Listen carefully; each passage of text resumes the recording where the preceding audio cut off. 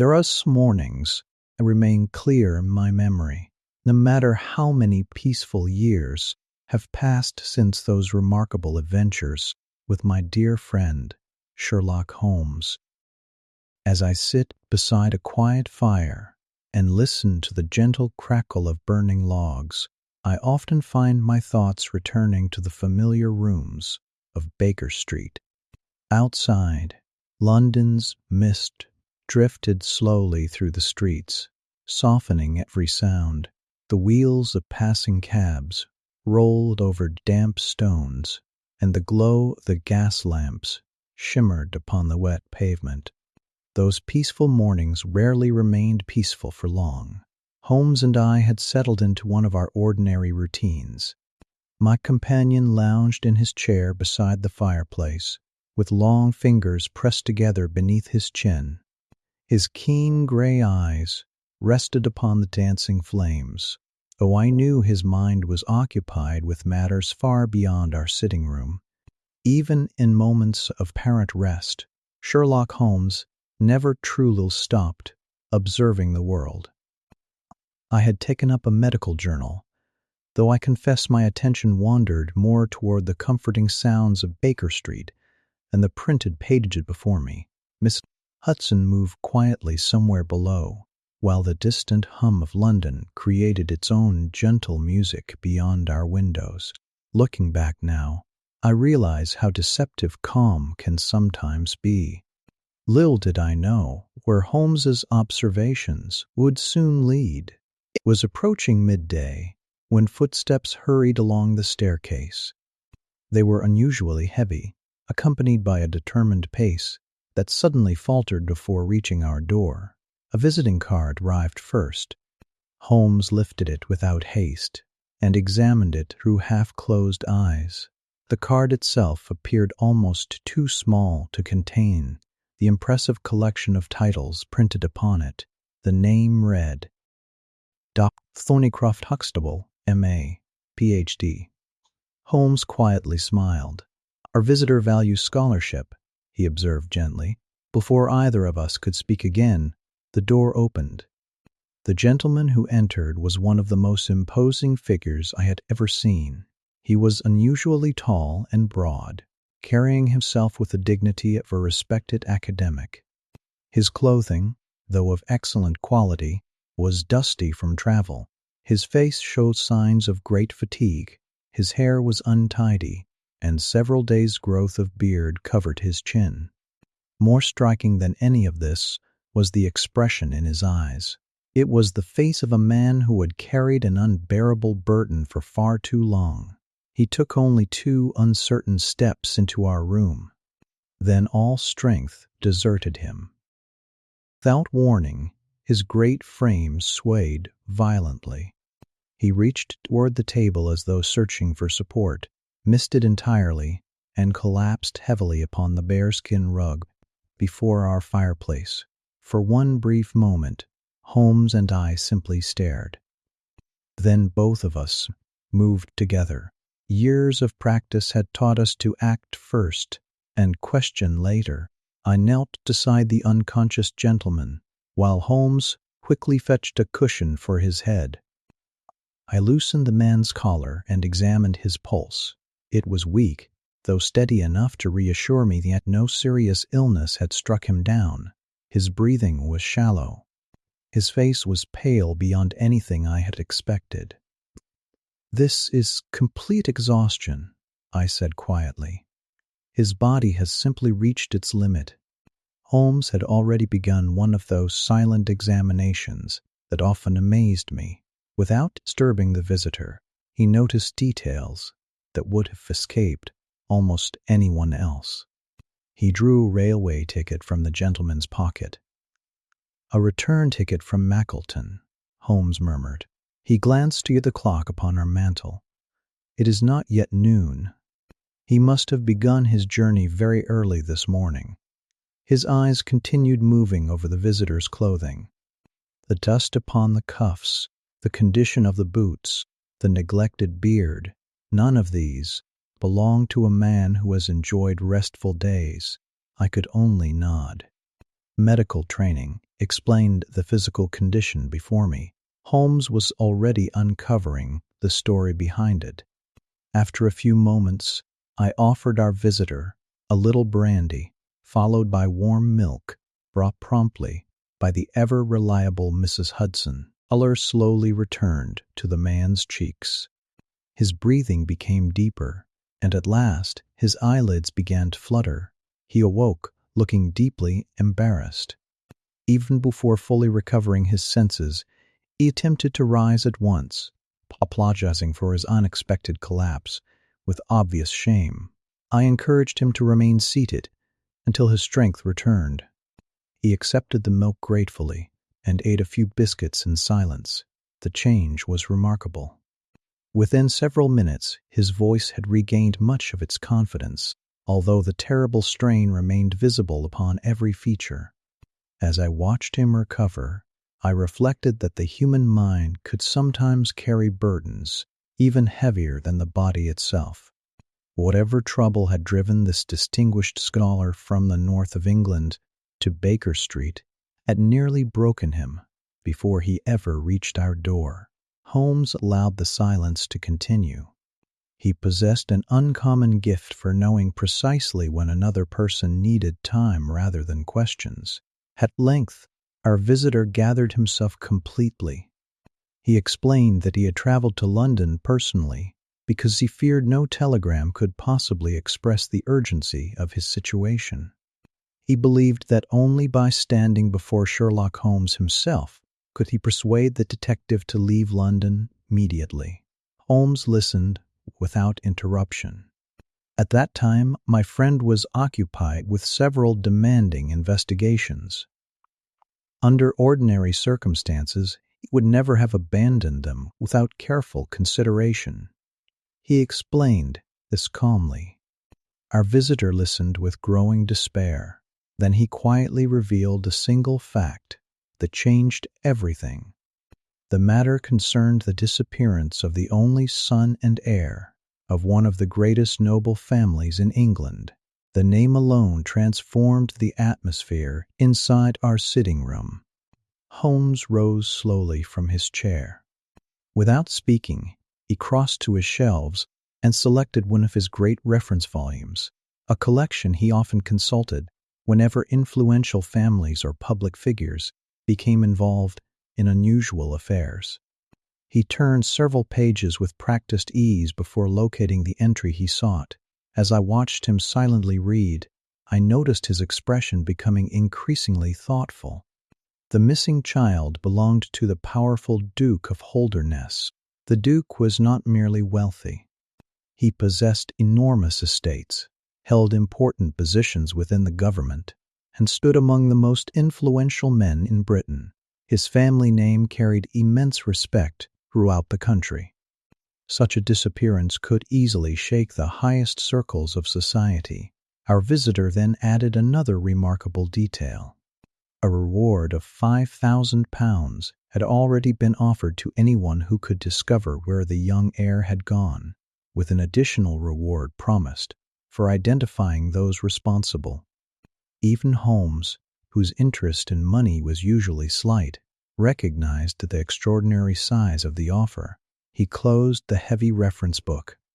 Then he looked toward me, the fond smile I had learned to recognize over many years. It was the smile that meant a new journey was about to begin. "Our northern visit appears unavoidable, Watson," he said quietly. I closed my own book without hesitation. Experience had taught me that whenever Holmes wore that particular expression, another remarkable chapter of our lives was about to unfold. The true mystery, however, had not yet even begun. Holmes settled comfortably into his chair once more, though I noticed a familiar brightness in his eyes. Whenever an unusual mystery appeared before him, a quiet energy seemed to awaken within him. It was never excitement in the ordinary sense. Rather, it was the calm satisfaction of a craftsman who had discovered work worthy of his full attention. Across from us, Thornycroft Huxtable gathered his thoughts. The warm milk had restored some color to his face. yet the strain remained unmistakable. His large hands rested heavily upon his knees, and every movement suggested a man carrying the weight of a terrible responsibility. The room had become wonderfully quiet. Only the ticking of the mantel clock and the soft crackle of burning coal disturbed the silence. Outside, Baker Street continued its busy daily life.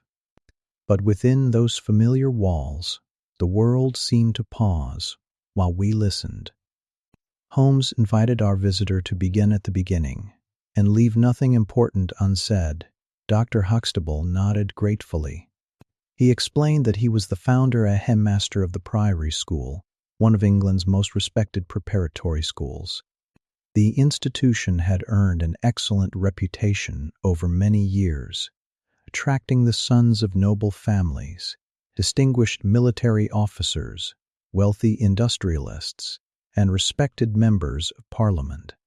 He had devoted his entire life to education. His school, he explained, with understandable pride, represented the greatest achievement of his career.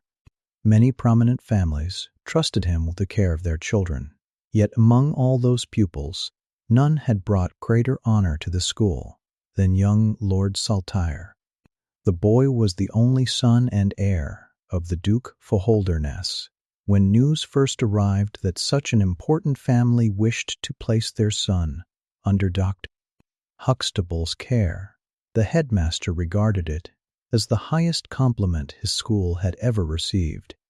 Looking back, however, he confessed that the decision had marked the beginning of his greatest sorrow. The Duke himself had not come to the school. Instead, arrangements had been made through his private secretary, Mr. James Wilder, who had personally visited the Priory several weeks before the new school term.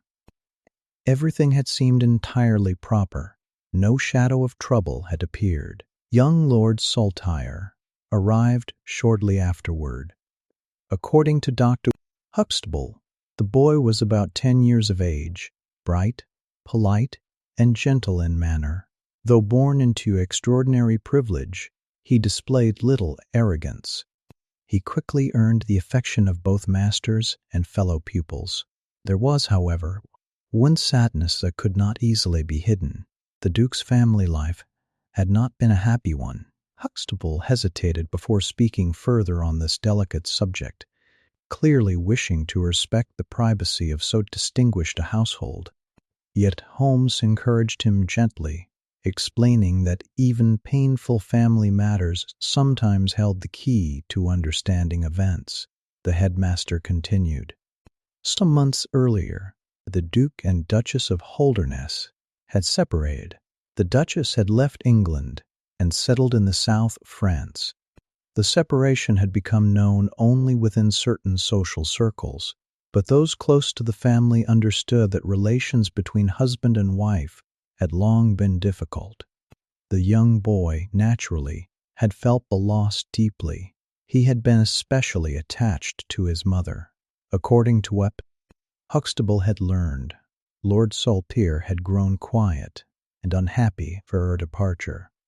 It was partly for that reason that the Duke decided to send him away to school, hoping that companionship with boys of his own age would lift his spirits. The plan appeared to succeed.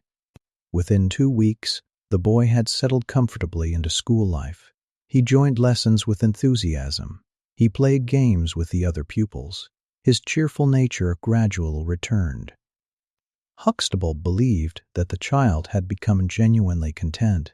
Nothing suggested that he intended to leave. Nothing suggested danger. That peaceful picture lasted until one unforgettable morning. The headmaster's voice grew softer. On the morning after the 13th of May, one of the servants discovered that Lord Saltire's room was empty. First, no great alarm arose.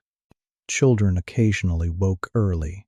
Some enjoyed walking quietly in the gardens before breakfast, but within minutes, the truth became impossible to ignore. The bed had clearly been slept in. The boy had dressed himself completely before leaving, yet he had vanished. No one had seen him. No one had heard him. His room occupied the second floor of the school building. To reach the main staircase, he would normally have passed through another bedroom occupied by two older boys. Neither of them had awakened during the night. Both insisted they had heard absolutely nothing. That fact greatly puzzled Holmes. He leaned slightly forward. If the missing boy had not passed through the adjoining room, only one possible route remained: the open window. Outside the window grew a thick wall of ivy that reached almost to the ground. It offered difficult but possible descent. The ground beneath had been carefully examined after sunrise. Unfortunately, the grass had yielded almost no useful marks. The dry weather had erased whatever traces might once have existed. Holmes remained silent for several moments. His eyes had narrowed, a sign that his mind was already arranging facts into careful order. Dr. Huxtable continued. When Lord Saltire's disappearance became known, every pupil, teacher, and servant had immediately been accounted for. Only then had another startling discovery been made. One member of the teaching staff was also missing. His name was Herr Heidegger. He served as the German master. Unlike the cheerful young boys under his care, Heidegger had always remained something of a mystery to those around him. He was intelligent. His references had been excellent. He performed his duties faithfully, yet he seldom mixed with the other masters. He preferred solitude. Few people truly knew him. His room was located at the opposite end of the same upper floor. Like Lord Saltire's chamber, it also overlooked the lawn below. His bed had likewise been occupied during the night. But unlike the young nobleman, Herr Heidegger appeared to have departed in great haste. Several articles of clothing remained scattered across his floor. His socks had not been put on. His shirt had been left behind. He seemed to have dressed only partially before climbing down from his own window. Unlike the boy's window, however, this one had provided an important clue. The ivy growing beneath Heidegger's room had broken slightly under his weight. On the lawn below, investigators discovered clear marks where he had landed. One further fact immediately drew everyone's attention. The German master's bicycle had disappeared. It had been stored inside a small shed near the lawn. By morning, both rider and machine were gone. Naturally, suspicion fell upon him. It appeared entirely possible that he had abducted the young heir and escaped during the darkness. Indeed, many believed the case already solved. Yet Holmes merely folded his hands together. He had not interrupted once. I had accompanied him on enough investigations to understand that silence often meant intense thought rather than agreement.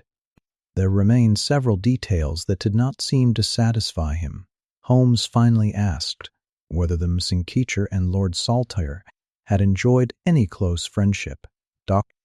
Huxtable answered with certainty, none whatsoever. The German did not even teach the boy's class. So far as anyone knew, the two had exchanged very few words during the weeks Lord Saltire had attended the school.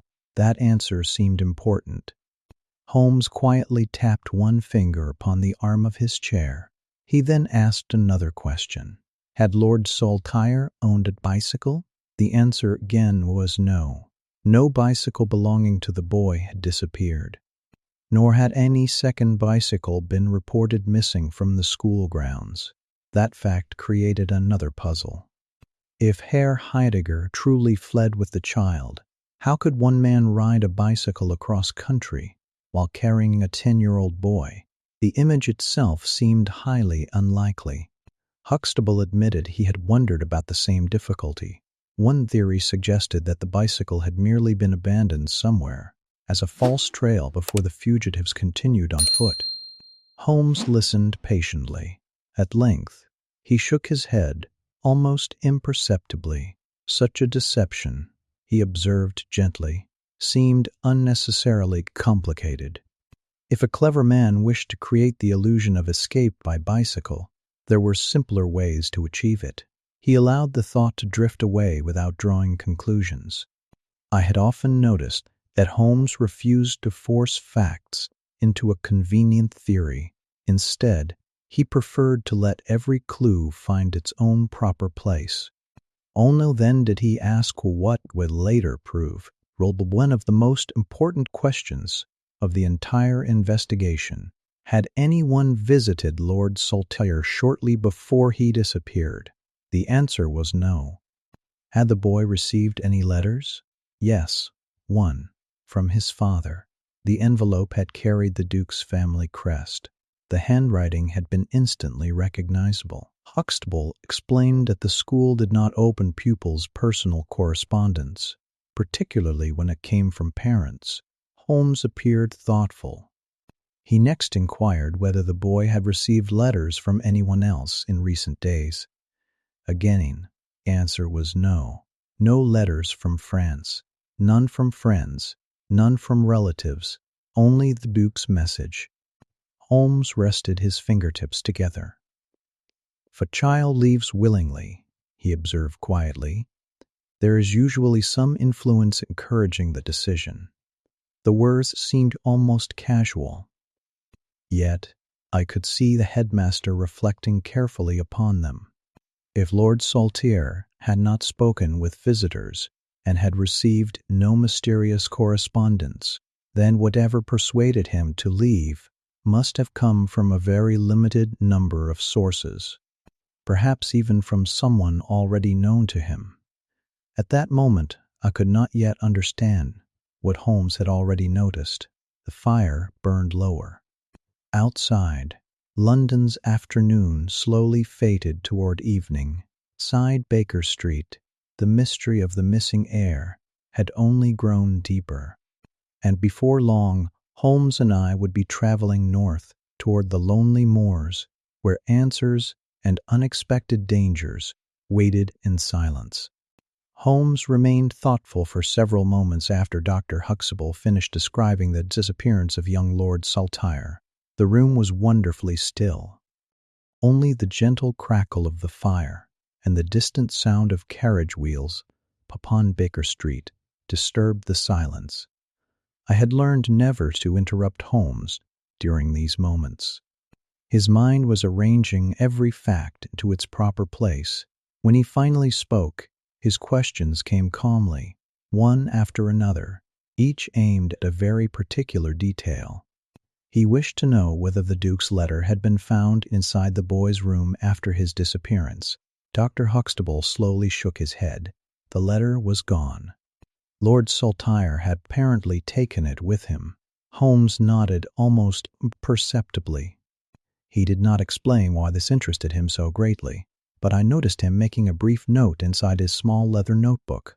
That simple action told me more than words could have done. Somewhere within that missing letter lay a possibility that Holmes wished to remember. Our visitor glanced anxiously toward the clock. He explained that if we intended to accompany him north, we should leave almost immediately to catch the next suitable train.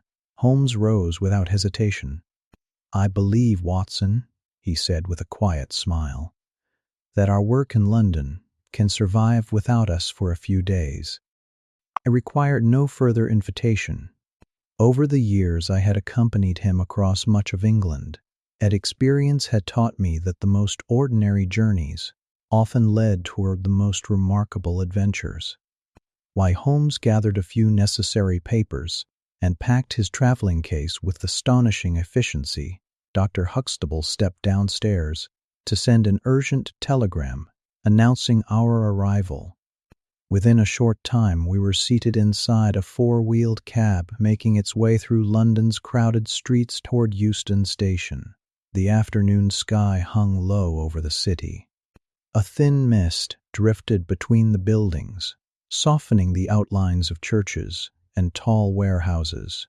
Gas lamps were already beginning to glow despite the lingering daylight. Shopkeepers swept the fronts of their businesses, while office clerks hurried toward home. London carried on exactly as it always had. Yet somewhere far to the north, A young heir had vanished without leaving any clear trace. As our carriage rattled over the uneven stones, Holmes leaned back quietly, with closed eyes. Many people believed he slept during such moments. I knew better. His mind was rarely inactive. After several minutes, he opened his eyes and spoke. "There are already several curious features, Watson. I have noticed as much," I replied. "But they refuse to fit together." Holmes smiled faintly. "Precisely." He folded his long hands across his walking stick. "The German master disappears." I nodded. "He took his bicycle." "Yes." "The boy disappears." Again, I agreed. "But the boy owns no bicycle." He allowed the observation to linger between us. If the master intended to carry a child while riding across open country, it would be both slow and dangerous. It certainly would. If the child escaped willingly, why would the master chase after him? I looked thoughtfully through the carriage window. Unless, as suggested carefully, the German was not helping the boy at all. Holmes gave me an approving glance. A very reasonable possibility. The conversation paused while the carriage passed beneath one of London's great railway bridges. Steam drifted overhead from engines preparing for their long journeys north. Holmes resumed. "Another point. The Duke's letter?" He inclined his head. "The only recent communication the child received disappeared with him. You believe it influenced him?" "I merely observed that it vanished." That was always Holmes's method. He never allowed guesses to become facts. Every conclusion rested upon observation first. Nothing more, nothing less. We soon reached Euston Station, where the great iron roof echoed with the voices of travelers and the hiss of steam escaping from waiting locomotives. Porters hurried in every direction, carrying trunks and parcels. Families embraced before departures. Businessmen scanned newspapers while waiting beside their luggage. The vast station possessed an energy quite unlike the quieter rhythm of Baker Street. Dr. Huxtable secured our tickets while Holmes wandered only a few yards away. I watched him studying the crowds. He was never truly idle. Every face, every movement, every small incident seemed worthy of observation. When at last we found our compartment, Holmes selected the seat beside the window. The train gave a long whistle before slowly beginning its journey northward. London gradually disappeared behind us. Rows of brick houses gave way to scattered suburbs. Soon afterwards, countryside unfolded beneath a sky slowly filling with evening colors. Green fields stretched your distant woods. Quiet villages rested beside narrow rivers. Church towers rose above clusters of cottages. For long periods, neither Holmes nor I spoke. The rhythmic sound of the train upon the rails created an almost soothing atmosphere. It remains one of the pleasantest memories of my years. Beside Holmes, there was something deeply comforting about traveling through the English countryside, while knowing another strange mystery awaited us. After nearly an hour, Holmes unfolded a map of northern England. He traced one finger across several railway lines. "Our destination," he said quietly, "lies within the Peak Country." I studied the map beside him. The region appeared sparsely settled. Rolling moors occupied much of the landscape. Scattered farms and isolated villages were separated by miles of open country. "It would be easy to disappear there," I observed. "Quite." Holmes continued examining the map. "The Priory School lies only a few miles from Holdernesse Hall." "The Duke's estate?" "Yes." He pointed farther north. "Beyond them lies open moorland." He paused. "That interests me greatly." "Why?" "Because roads can be watched." I waited. "But open country cannot." His reasoning seemed entirely sound. If someone wished to move secretly, lonely moorland offered far greater opportunities than public highways. Holmes closed the map again. "Still," he said quietly, "we must avoid becoming prisoners of our first theory." I smiled. "You are warning yourself as much as me." He laughed softly. "Indeed." Outside the compartment, darkness slowly settled across the fields. Farmhouses appeared one by one, their windows glowing warmly against the fading light. Occasionally he passed small stations. Huxtable returned to our compartment after speaking with the guard. The strain upon his face had deepened once again. "I fear the Duke is becoming increasingly distressed." Holmes listened attentively. "The newspapers know almost nothing." That was intentional. The family wished to avoid publicity? Very much so. The headmaster explained that the Duke possessed a deep dislike for public scandal. The recent separation from the Duchess had already caused enough private embarrassment. A missing heir would invite endless speculation. For that reason, the investigation had been conducted with unusual secrecy. Holmes listened carefully. "There has been police involvement?" "Certainly." "And the results?" Dr. Huxtable sighed deeply. "False clue."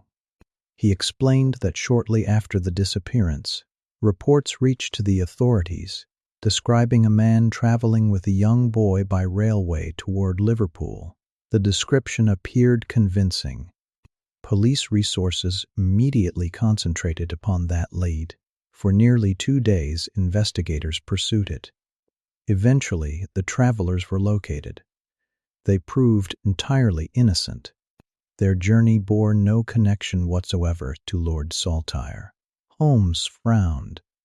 So valuable time was lost. "I am afraid so." The local investigation? It almost stopped.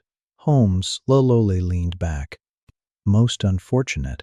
His voice remained perfectly calm, yet I knew him well enough to recognize disappointment. Fresh evidence often disappeared with passing time. Rain erased footprints. People forgot details. Objects were moved.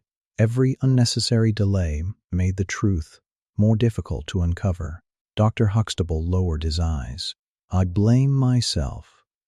Holmes answered more kindly than I expected. "No." The headmaster looked up. "You acted according to the Duke's wishes." "I did, and now we shall simply work with what remains." Those few words appeared to comfort the poor man, more than any lengthy reassurance could have done. The conversation gradually faded. Night had now completely covered the countryside. Only the occasional light from distant cottages interrupted the darkness beyond our window. Holmes once again closed his eyes. His long fingers rested together while the steady rhythm of the train continued beneath us. At that time, I could not yet understand what Holmes had already begun to suspect. Hours later, our train finally reached the small northern station nearest Mackleton. The moment we stepped onto the platform, I noticed the remarkable difference in the air. It felt colder, sharper, wonderfully clean after London's smoky streets. A light breeze carried the scent of wet grass and distant heather. Above us, the evening sky appeared brilliantly clear. Beyond the station stretched dark hills fading into the night. Waiting outside stood a horse-drawn carriage sent by the school. As we climbed aboard, Dr. Huxtable apologized for bringing us such a long distance under such unhappy circumstances. Holmes merely smiled. "The journey has only just begun." The carriage rolled steadily through narrow country lanes, bordered by ancient stone walls. The countryside possessed a quiet beauty, unlike anywhere around London. Sheep grazed peacefully upon dark hillsides. Small streams reflected the moonlight. Here and there, lonely farmhouses stood, surrounded by silent fields. For several miles, no one spoke. Then, far ahead, I noticed lights appearing upon rising ground. Dr. Huxtable pointed toward them. The Priory School, the large stone building, emerged gradually from the darkness. Its many windows shone warmly beneath the night sky. Despite the peaceful appearance, I felt an unmistakable sadness hanging over the place. Somewhere within those walls a child had vanished. Somewhere beyond them, on the lonely northern moors, Sherlock Holmes believed the first true answers were waiting. The strangest part of the mystery was still ahead. The carriage climbed steadily through the quiet countryside until the lights of the Priory School stood clearly before us. Even in darkness, the building carried an air of dignity. It was a large stone structure surrounded by broad lawns, ancient trees, and sturdy walls that had clearly sheltered generations of pupils. Yet the peaceful appearance could not hide the anxiety that had settled over the place. No cheerful voices drifted from the windows. No boys wandered across the grounds. The school seemed to be holding its breath. A servant hurried forward the moment our carriage stopped. He took Dr. Huxtable aside and whispered a few hurried words. I watched the color drain from the headmaster's already weary face. "There is another visitor," he said quietly as he returned to us. "Who is it?" Holmes asked. "The Duke himself." Holmes exchanged a brief glance with me. "So," he said softly, "our investigation begins sooner than expected." We were led through a wide entrance hall, whose polished floors reflected the warm glow of gas lamps. Portraits of former scholars and benefactors lined the walls. The building possessed all the comfort and order one would expect from a famous English school. Yet, beneath that order lay unmistakable tension. Every servant moved quietly. Every face carried concern. The disappearance of one child had disturbed the entire household. As we approached the study, I heard low voices beyond the closed door. Huxtable paused only long enough to compose himself before opening it. Inside stood two gentlemen. The first immediately drew my attention. He was the Duke of Holdernesse. Like many people, I had often seen his likeness in newspapers and magazines. Those portraits had always presented him as a commanding statesman, confident and composed. The man before me appeared older than those images suggested. He was remarkably tall. His clothes were perfectly tailored. His face was long and pale, almost colorless beneath an extraordinary beard of vivid reddish-brown that flowed over his waistcoat. His eyes were sharp, very sharp. Even in obvious distress, they possessed the habit of command. He looked like a man accustomed to making decisions that affected thousands. Standing beside him was a much younger gentleman. This was Mr. James Wilder.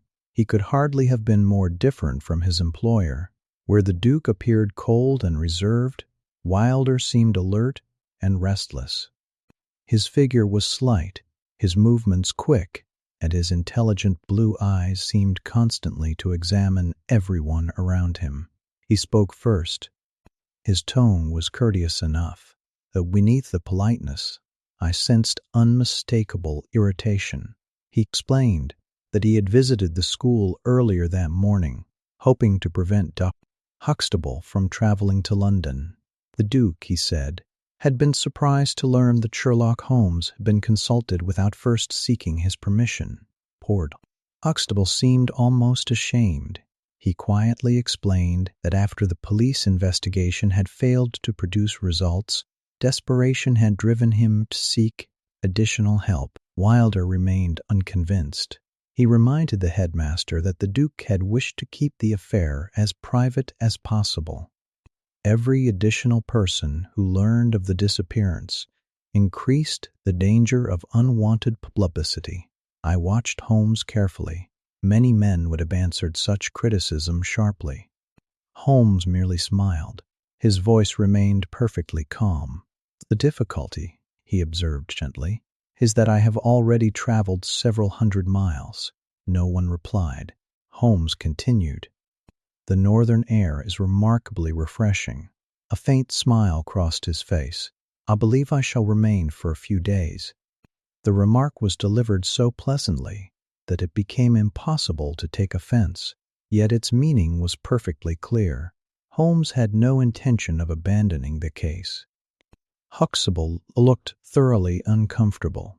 He seemed caught between loyalty to the Duke and gratitude toward Holmes.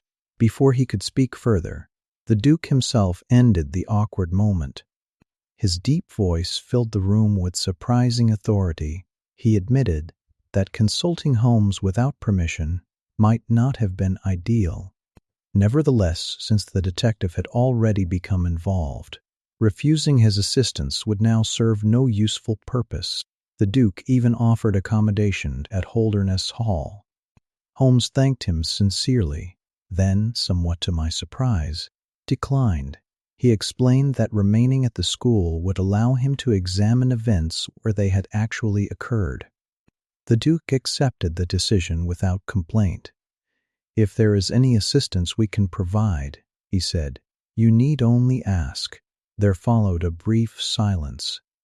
Then Holmes gently turned the conversation toward matters that were clearly painful. He asked whether the Duke formed any theory regarding his son's disappearance. The great nobleman hesitated. At last he admitted he had none. Holmes next approached an even more delicate subject. He asked whether the Duchess might somehow have been involved. For the first time, I saw genuine emotion cross the Duke's face. Not anger, rather reluctance. He answered slowly. He did not believe his former wife capable of arranging such an act. Even so, he admitted that their son had always loved his mother deeply. The possibility that the child had attempted to reach her could not be entirely dismissed. Holmes listened without interruption. He then inquired whether any demand for ransom had reached the family. Again the answer was no. That fact interested Holmes greatly. Ordinary kidnappers generally wished to obtain money quickly. Several days had already passed, yet no communication had arrived. The silence itself for. Holmes next mentioned a letter the Duke had written shortly before the disappearance. The Duke confirmed that he had indeed written to his son. Holmes asked whether anything inside that letter might have upset the boy or encouraged him to leave school. The Duke answered firmly, "Certainly not. It had been an ordinary father's letter, nothing more." Holmes accepted the reply without comment. Then he asked one final question. Had the Duke personally posted the letter? Before the nobleman could answer, Mr. James Wilder spoke instead. The secretary explained that the Duke rarely posted correspondence himself. Letters were left upon the study table, collected together, and placed in the post by members of the household staff. This particular letter had followed the same routine. Holmes regarded Wilder thoughtfully. "You remember seeing it?" "I do." "It was definitely among the others?" "Quite definitely." Holmes thanked him. The secretary's answer appeared satisfactory, though I noticed Holmes making another brief note in his pocket notebook. His questions often seemed harmless. Only later did one understand why they had mattered. The Duke then explained his own belief. If the child had left willingly, perhaps he had attempted to travel towards southern France to find his mother. He admitted that he disliked the theory. Yet, it remained the only explanation he could imagine. Holmes made no effort to argue. Instead, he quietly observed the Duke. I spoke. Many years beside Holmes had taught me that he listened not merely to words, but also to pauses, expressions, and small changes in voice. Often those silent observations proved more valuable than lengthy speeches. The interview gradually came to an end. The Duke clearly disliked discussing his private affairs before strangers. His manner remained courteous, yet one could easily sense his desire to withdraw. He and Mr. Wilder departed together. As the study door closed behind them, Holmes remained perfectly still. For nearly half a minute, he neither moved nor spoke. Then his entire manner changed. The quiet guest disappeared. The investigator emerged. "Come, Watson," he said briskly. "We begin." His first destination was Lord Saltire's bedroom. Dr. Huxtable led us upstairs through broad corridors lit by shaded lamps. Everything about the school reflected careful discipline. Doors stood neatly closed. Boots were arranged outside dormitories. Bookshelves lined the walls. The atmosphere reminded me more of a great family home than an educational institution. At last we reached the missing boy's room. Holmes examined every corner with extraordinary care. He paid attention to matters I would scarcely have noticed: the arrangement of furniture, the condition of the carpet, the writing desk, the fireplace, the window latch. Nothing escaped him. When he finally approached the open window, he leaned outward and carefully studied the ivy climbing the wall. "It was possible," he murmured, "no more than that." We descended to inspect the lawn below. Time had unfortunately destroyed whatever traces might once have existed. Several days had passed. Too many feet had crossed the grass. Nature herself had begun to erase the story. Holmes expressed no disappointment. He simply continued. From there we crossed to Herr Heidegger's room. It differed little from the boy's chamber. Several personal belongings remained exactly where they had been found after the disappearance. A pair of socks still lay beside the bed. Some clothing remained folded upon a chair. Everything suggested a man who had left suddenly, rather than one preparing for a journey. Outside this window, the ivy showed obvious damage. One thick stem had broken beneath considerable weight.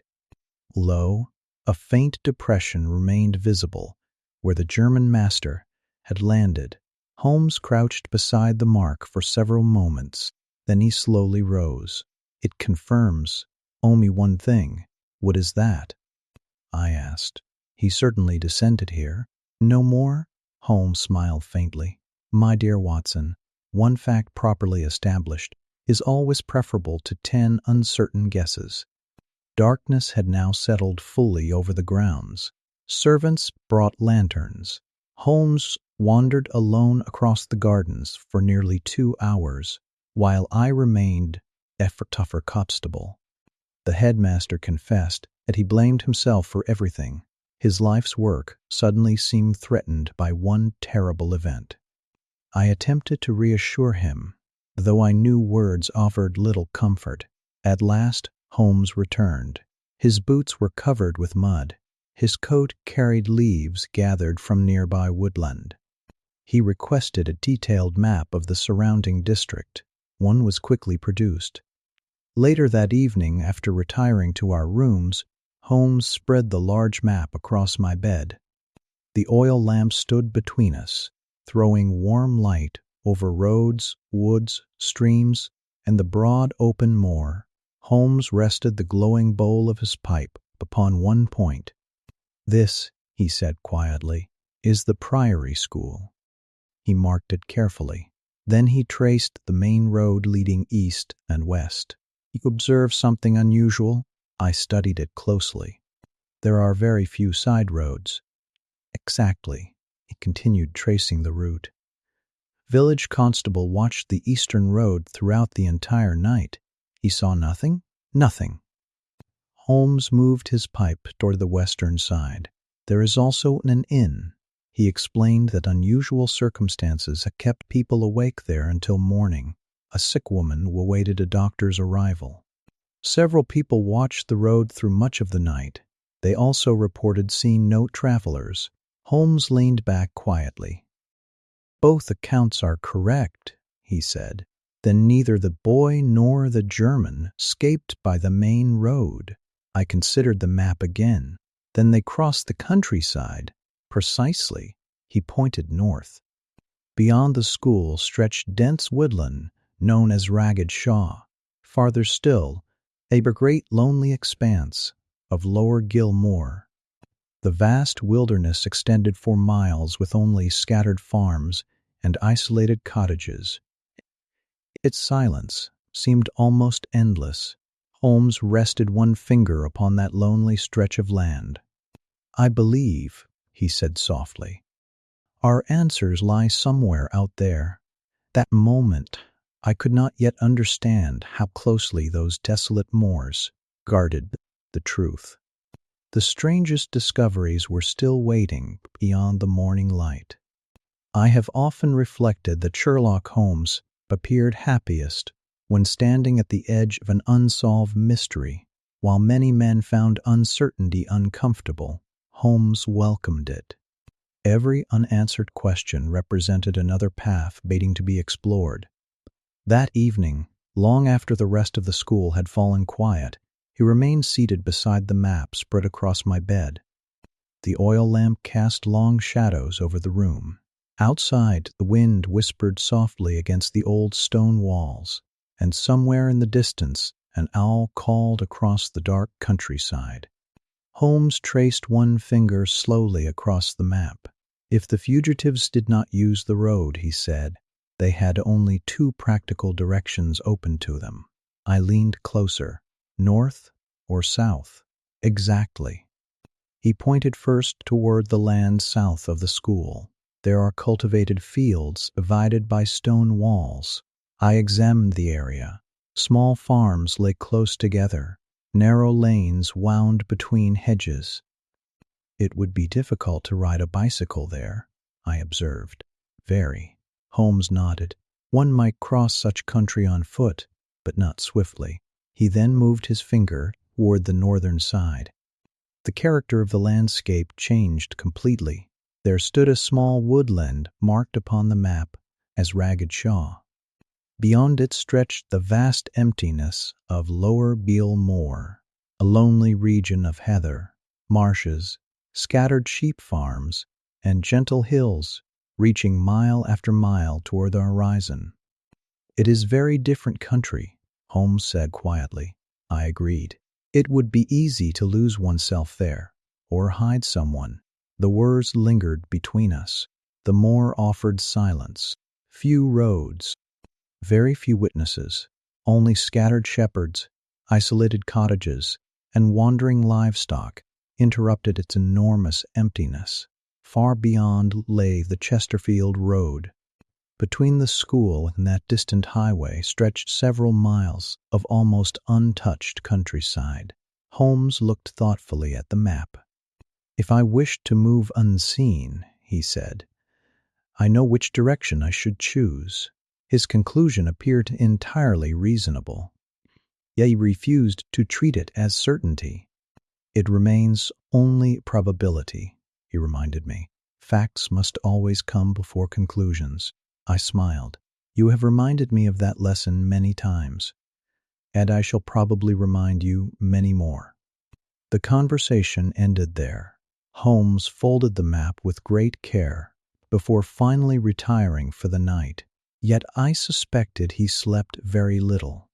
Whenever an investigation truly captured his interest, rest became almost unnecessary. Furby-Fouth 1. Following morning I was awakened before sunrise. A gentle knock sounded upon my bedroom door. When I opened it, Holmes already stood fully dressed. The early light had barely touched the eastern sky. His walking stick rested beneath one arm. His boots carried traces of fresh dew. "You have already been outside," I remarked. He smiled. "Only around the grounds. Did you discover anything?" "Nothing decisive." His eyes shone with quiet energy, but enough to justify an early start. Within a few minutes we had shared a simple breakfast of cocoa and bread, prepared by the school servants. The building remained wonderfully peaceful. Most of the boys still slept. Only an occasional servant moved quietly through the corridors. Soon afterward, Holmes and I left the school grounds together. The morning air felt wonderfully fresh. Mist drifted across the open fields. Small drops of moisture clung to every blade of grass. Above us, The rising sun slowly transformed the gray sky into pale shades of gold. It was one of those beautiful English mornings that seem almost untouched by time. Yet, beneath its calm beauty lay a mystery that had already claimed one victim. Little did I know where Holmes's observations would lead.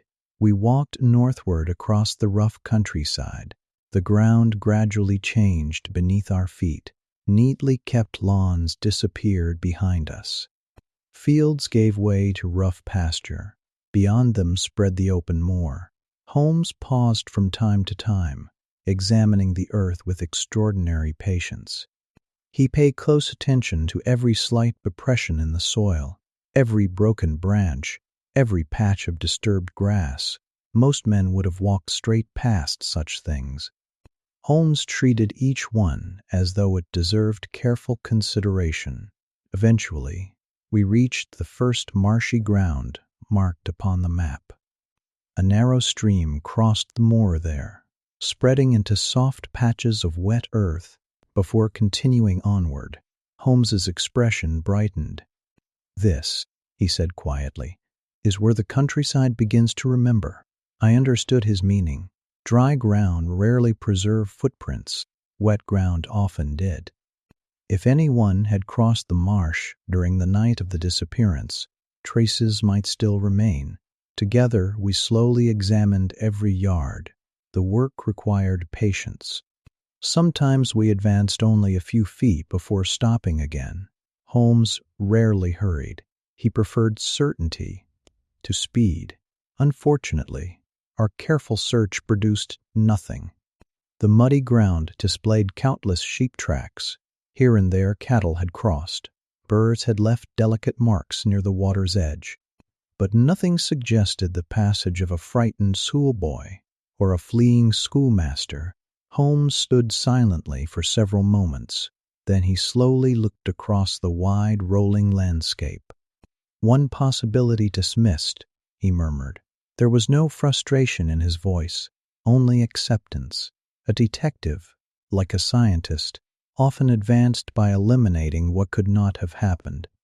We resumed walking. The moor stretched endlessly before us.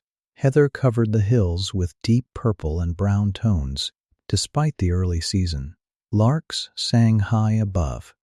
A cool breeze carried the scent of damp earth and wild grass. It was an extraordinarily peaceful place, hardly the setting one would imagine for so troubling a mystery. After nearly another mile, Holmes suddenly stopped. "Here." I hurried forward. Across a narrow strip of softer ground ran the unmistakable impression of bicycle tires. Fresh excitement stirred within me. At last we have found something. "There it is," I exclaimed. Holmes crouched immediately beside the track. He studied it without speaking. His fingers lightly touched the edges of the impression. Then, to my surprise, he slowly shook his head. "A bicycle, certainly, but not the one we seek." I stared at him. "How can you know?"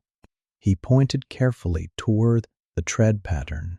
The German master's machine used Palmer tires. He traced the marks before us. "This is a Dunlop." I confess I saw almost no difference. Holmes smiled kindly. "Tires," he explained, "are much like handwriting. Each possesses its own character." He showed me a small repaired section where the tread had been patched. There. Only then did I begin to appreciate the distinction. It cannot belong to Heidegger. No. He stood and looked thoughtfully along the line of tracks. But it belongs to someone. That, of course, was equally important. Holmes next determined the direction in which the bicycle had traveled.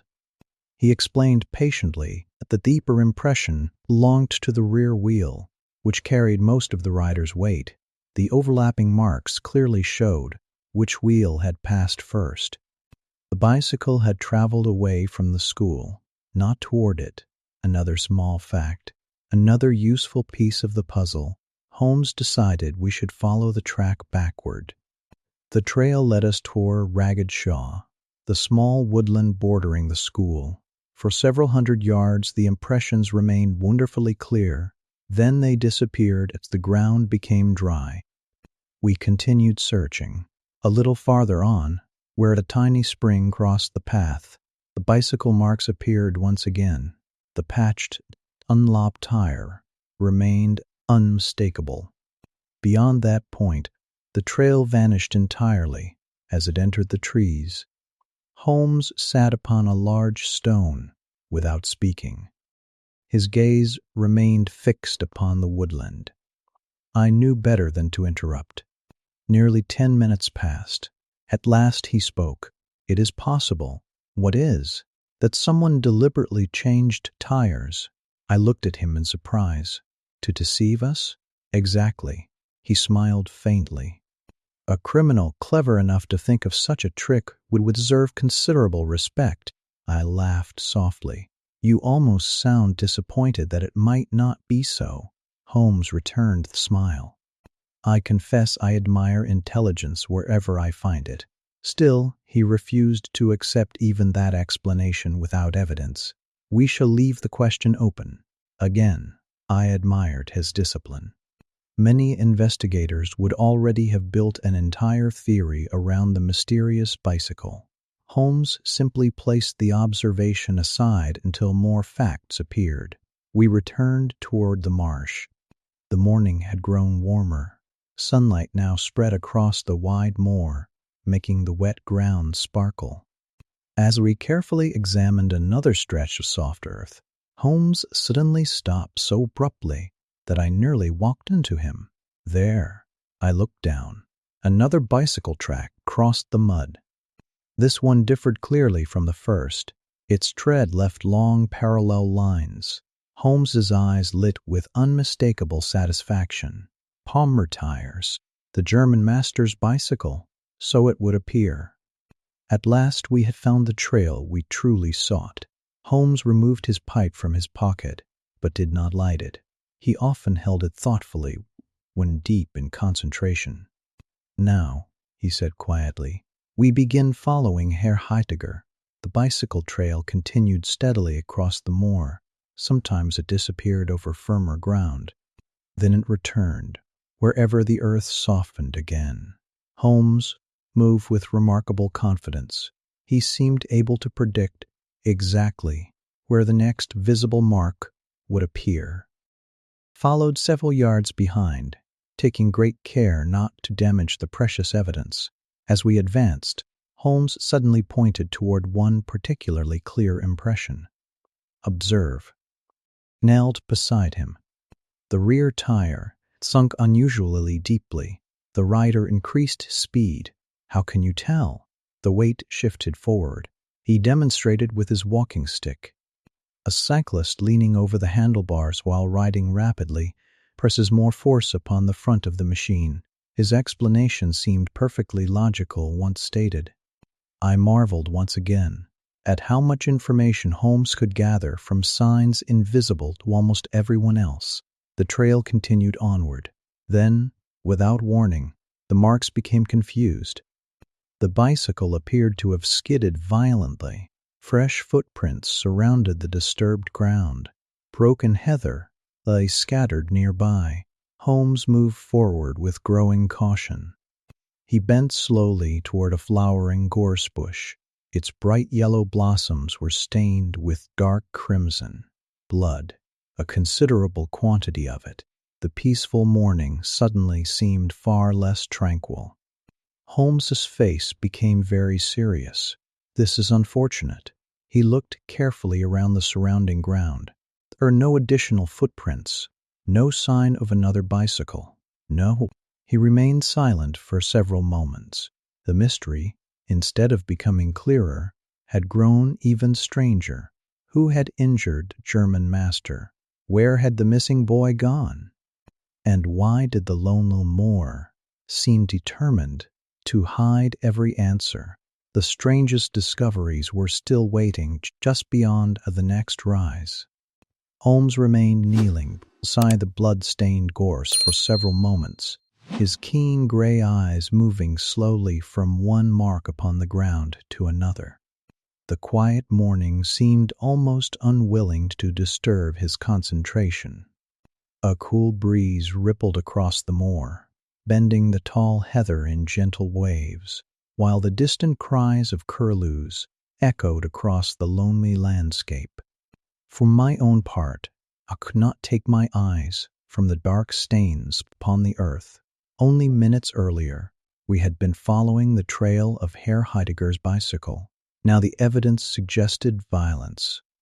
"There has certainly been an accident," I observed. Holmes did not answer immediately. Instead, he examined the disturbed ground inch by inch. The bicycle tracks ended abruptly, where the soil had been torn by a violent skid. One pedal had gouged deeply into the earth before disappearing altogether. He pointed toward the marks. "The rider lost control here. You believe he fell?" "I believe the machine fell." His careful wording caught my attention. "You distinguish between the rider and the bicycle?" "I always distinguish between facts and assumptions." He rose slowly and brushed the damp soil from his gloves. "Whether the rider fell willingly, unwillingly, or not at all, remains to be determined." Once again, Holmes reminded me how easily the imagination could outrun the evidence. He began searching in widening circles around the scene. Within a few minutes, he stopped beside another patch, flattened heather. There, I joined him. Several footprints were visible, though the ground was disappointingly firm. One pair clearly belonged to boots. The other marks were too incomplete for certainty. Holmes crouched low. "Interesting. What do you see?" "The boots are larger than Herr Heidegger's." "You can tell?" "I measured his boots before leaving the school." I smiled. Of course he had. Nothing escaped Holmes if he considered it potentially useful. He explained that the footprints appeared broader and longer than those left by the German master's footwear. Unfortunately, the soil preserved too little detail for exact comparison. "It suggests another man." "Yes, but no more than suggests." We continued searching.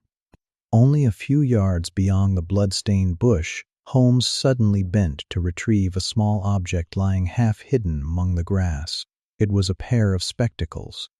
The thin steel frames had been twisted badly. One lens had shattered completely. The other remained cracked from edge to edge. Holmes turned them carefully in the sunlight.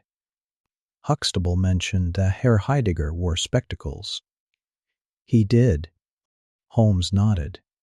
"Then these almost certainly belonged to him." I examined them. They had clearly suffered considerable force. It looks as though someone stepped upon them, or they were crushed during a fall. Again, Holmes refused to travel beyond the evidence. He wrapped the spectacles carefully inside his handkerchief before placing them safely into his pocket. They might later prove important. The bicycle itself, however, remained missing. That puzzled Holmes considerably. "If there was merely an accident," I said, "the machine ought to be nearby." "Exactly." He slowly surveyed the open country. "There are very few places in which to hide it." The moor stretched for miles in every direction. Scattered rocks interrupted the heather. Beyond them lay only gentle hills, rolling toward the distant horizon. Nothing appeared capable of concealing an entire bicycle. Holmes stood silently for several moments. Then he began following a faint trail of crushed vegetation leading northward. The marks were slight. I doubt I should ever have noticed them myself. Here and there, the heather bent unnaturally. Small branches had snapped. Occasionally, a stone had been freshly overturned. Someone had certainly passed that way. Whether recently or several days before remained uncertain. The trail led us toward a shallow depression between two low ridges. As we descended into it, Holmes suddenly halted. Before us lay the bicycle. It rested awkwardly against a clump of bushes. The front wheel had twisted sideways. One handlebar had been bent sharply inward. Mud covered much of the frame. Holmes approached without touching it. He examined every visible detail first. There is no attempt to conceal it. Perhaps whoever left it intended to return. Perhaps. He looked thoughtfully at the damaged front wheel. The machine struck something with considerable force. I noticed fresh scratches running along the metal frame. The chain had slipped from its gear. One pedal appeared cracked. It would have been difficult to ride farther. Holmes finally lifted the bicycle upright. He immediately examined the tires.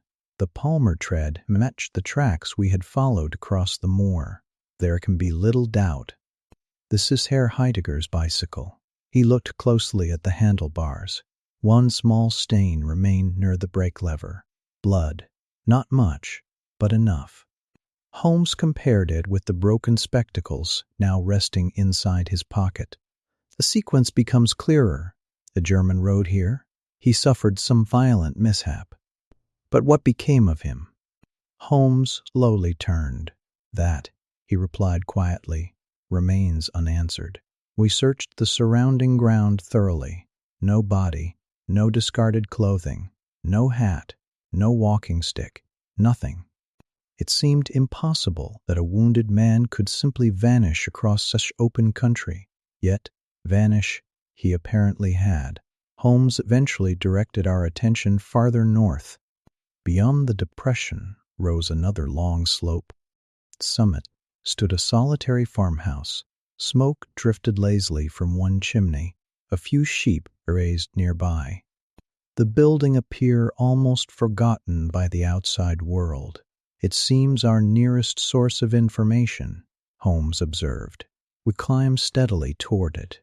The path proved rough and uneven. Stone walls divided small patches of grazing land. Several sheepdogs barked as we approached. An elderly farmer emerged from the doorway. His weathered face wore the unmistakable expression of a man accustomed to lonely country life. Holmes greeted him warmly. The farmer proved friendly enough, though clearly surprised by unexpected visitors. He admitted having heard about the disappearance at the school. Indeed, nearly everyone in the district had been discussing it for days. Holmes carefully questioned him. Had he seen a bicycle rider crossing the moor? The farmer scratched his beard thoughtfully. No. Had he heard cries during the night? Again the answer was negative. The wind often carried strange sounds across the hills, he explained, but nothing that had seemed unusual. Holmes next described Herr Heidegger. The farmer shook his head. He had seen no such gentleman. Finally, Holmes asked whether any strangers had recently passed through the district. That question produced a different response. The farmer remembered a cyclist, not the German master, another man altogether.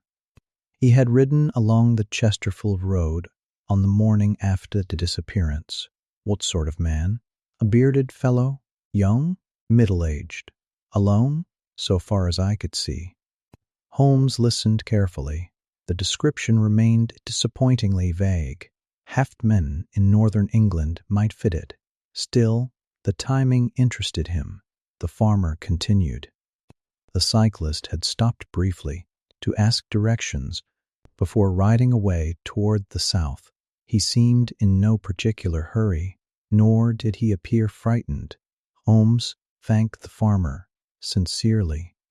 Before leaving, he casually examined the man's own bicycle standing beside the barn. The tires carried Dunlop treads. I immediately understood his purpose. Could this be the mysterious bicycle whose tracks we had first followed? Holmes quietly compared the tread pattern. Then he smiled. Not ours. The repaired section upon the farmer's tire lay in an entirely different position. Another possibility quietly disappeared. As we descended once more toward the open moor, I remarked upon the growing complexity of the investigation. You have 2 bicycles. Yes. One belonging to Herr Heidegger. Correct. The other still unidentified. Holmes nodded. And that second rider concerns me increasingly. Why?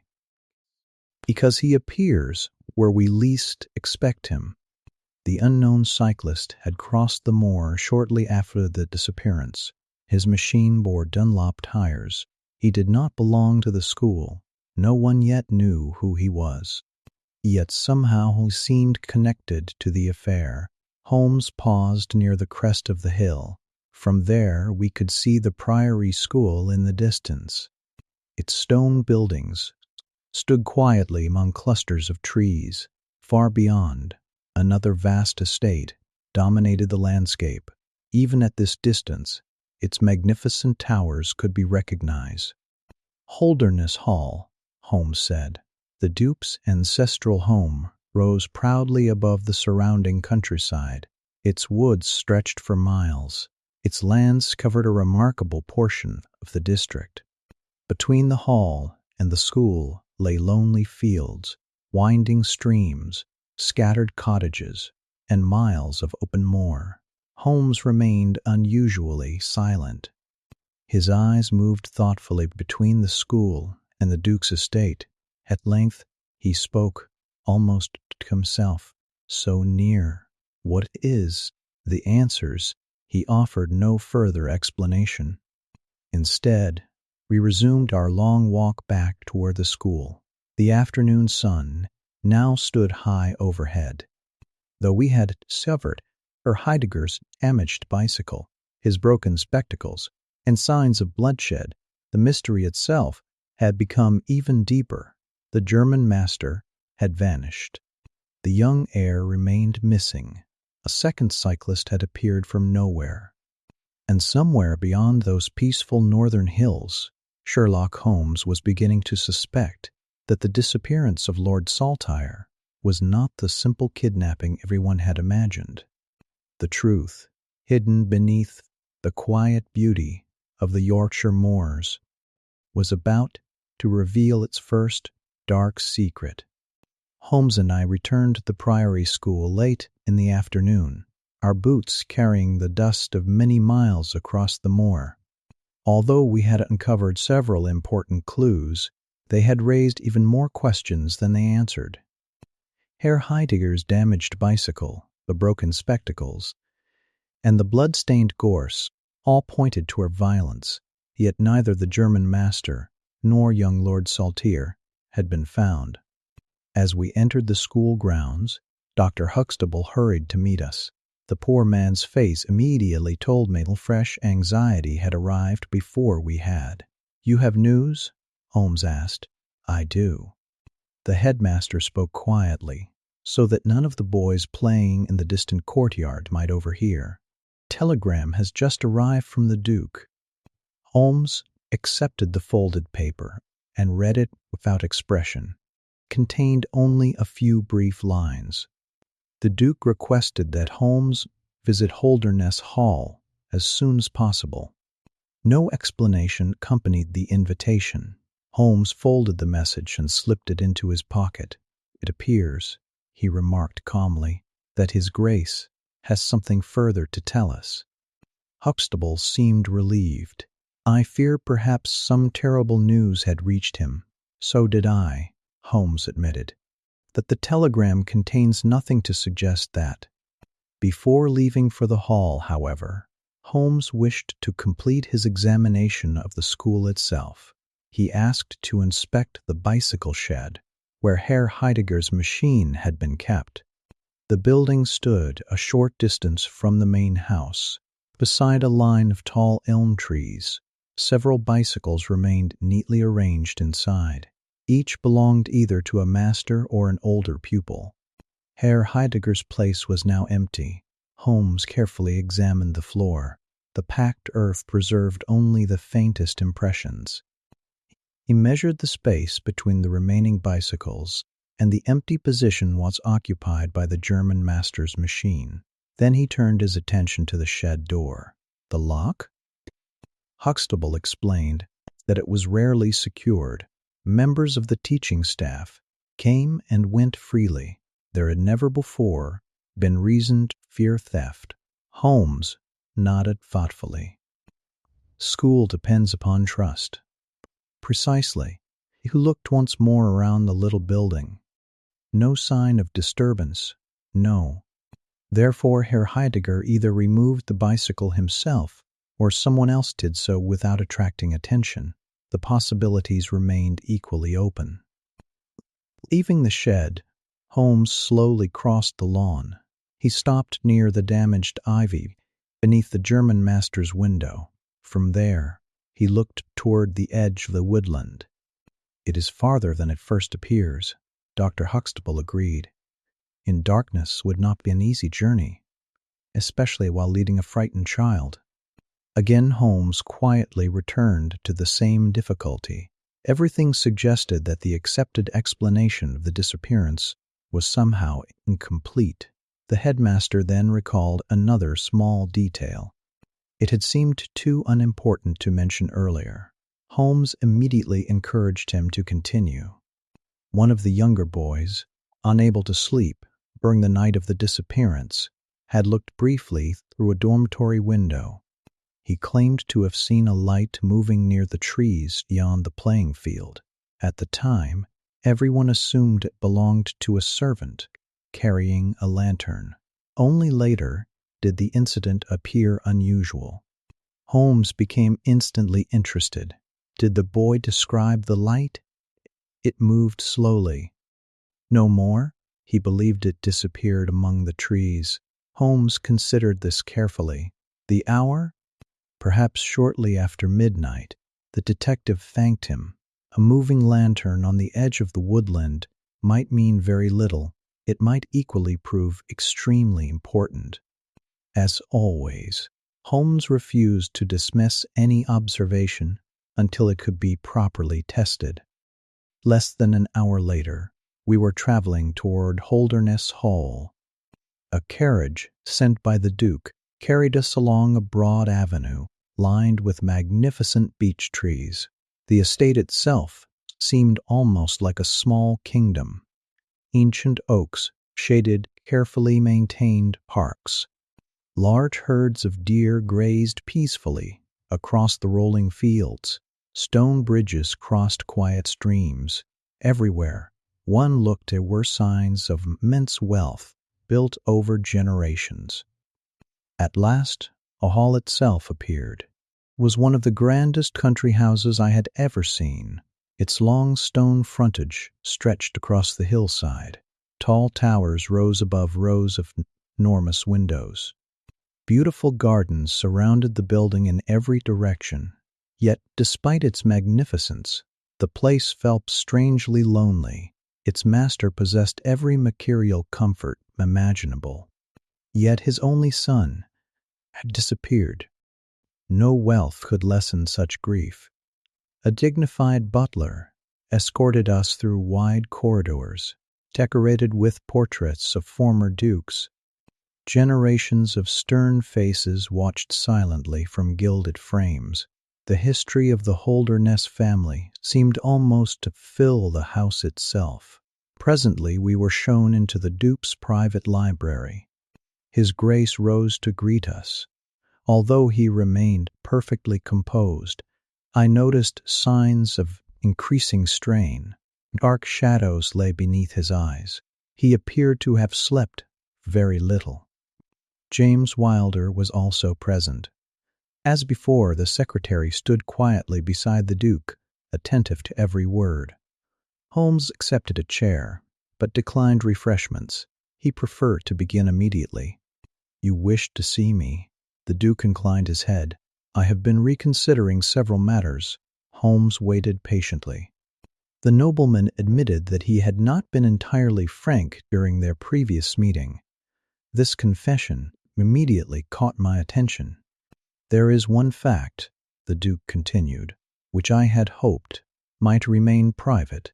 Holmes answered gently, "If it bears upon your son's disappearance, it is better that I know it." The Duke agreed. He explained that Lord Saltire had been deeply attached to his mother. far more attached than the Duke himself had fully appreciated. Following the separation, the boy had become quiet and withdrawn. On more than one occasion he had spoken of wishing to join the Duchess in France. The Duke had naturally refused. Believing that school life would distract the child from such thoughts, he arranged for his admission to the Priory.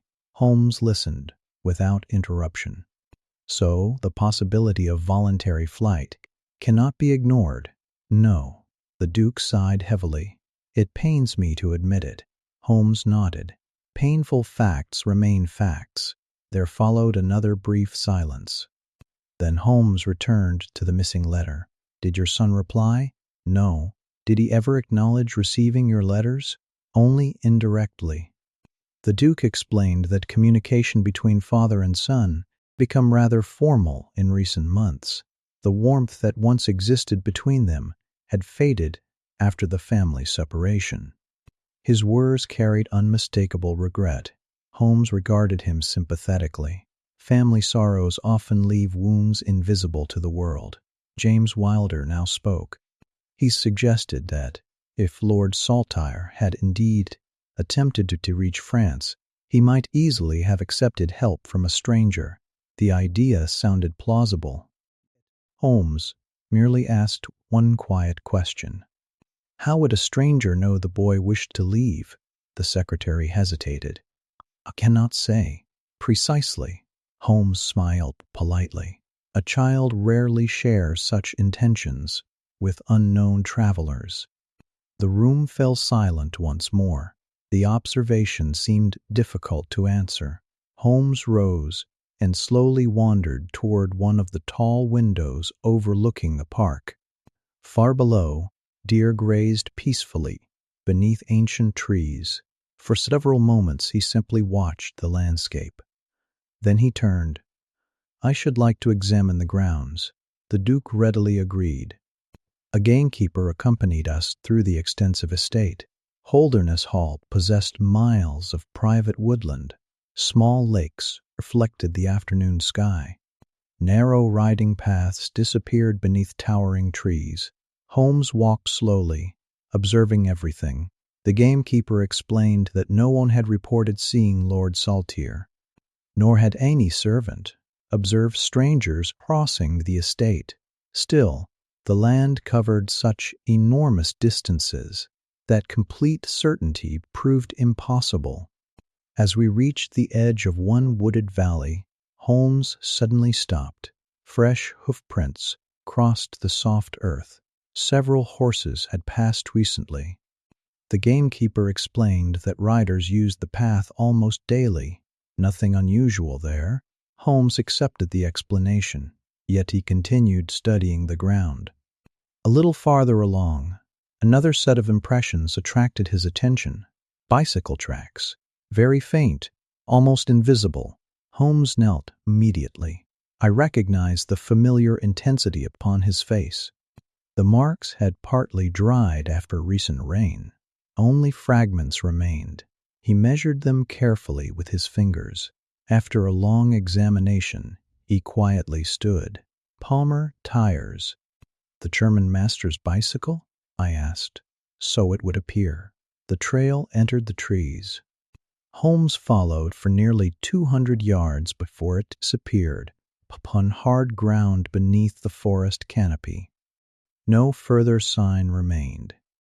Still, the discovery disturbed him. Herr Heidegger's bicycle had somehow reached the Duke's own estate. Whether before or after the struggle on the moor remained uncertain. The implications, however, were significant. As evening approached, Holmes thanked the Duke for his assistance. We climbed once more into our waiting carriage. Neither of us spoke during the journey back. At length, I broke the silence. You seem dissatisfied. Holmes smiled faintly. I am. Because we know too little? No. He gazed thoughtfully across the fading countryside. Because we now know enough to realize that someone has been deliberately misleading us. The carriage rolled onward through the gathering dusk. Somewhere between the Priory School, Holdernesse Hall, and the lonely moor lay the hidden thread connecting every clue. Holmes had begun to glimpse its outline. I, however, remained entirely in the dark. Before another day had passed, that hidden thread would lead us to one of the most shocking discoveries of the entire investigation. The drive back to the Priory School passed in thoughtful silence. The evening sun had begun its slow descent behind the distant hills, bathing the countryside in warm shades of amber and gold. Long shadows stretched across the fields, while the great moor beyond seemed to grow darker with every passing minute. Holmes sat opposite me in the carriage, with his eyes half closed. To anyone unfamiliar with him, he might have appeared tired. I knew differently. Whenever Holmes became unusually quiet, it was because every new fact was being weighed against those already collected. At last, I broke the silence. "You believe someone has deliberately led us in the wrong direction?" "I do." "And the bicycle?" "Was meant to tell a story." "What story?" "That Herr Heidegger abducted Lord Saltire." I considered the idea. "It certainly appears convincing." Holmes smiled faintly, "which is exactly why it deserves suspicion." He leaned forward slightly. "When evidence points too perfectly toward one explanation, I begin asking who arranged it." That remark remained in my thoughts for the rest of our journey. Many criminals attempted to hide the truth. Far fewer attempted to manufacture a completely different truth. When we reached the school, twilight had settled over the grounds. The building stood quietly beneath the fading sky. Several lamps already glowed warmly behind the windows, and the evening bell had just finished ringing. The peaceful scene contrasted sharply with the anxiety that had filled every face inside. Dr. Huxtable met us almost immediately. He appeared even more distressed than before. "You have received news?" Holmes asked. The headmaster nodded gravely. "A shepherd has arrived." Holmes stopped instantly. "What has he found?" "He would only say that he discovered something upon the moor." Without another word, Holmes turned toward the entrance hall. "Bring him to us." A few moments later, an elderly shepherd entered the room. His weather-beaten face carried an expression of deep uneasiness. Removing his cap respectfully, he explained that while tending his flock near a lonely hollow several miles north of the school, he had discovered the body of a gentleman. The room became perfectly silent. Holmes's expression did not change. "Did you recognize him?" "No, sir."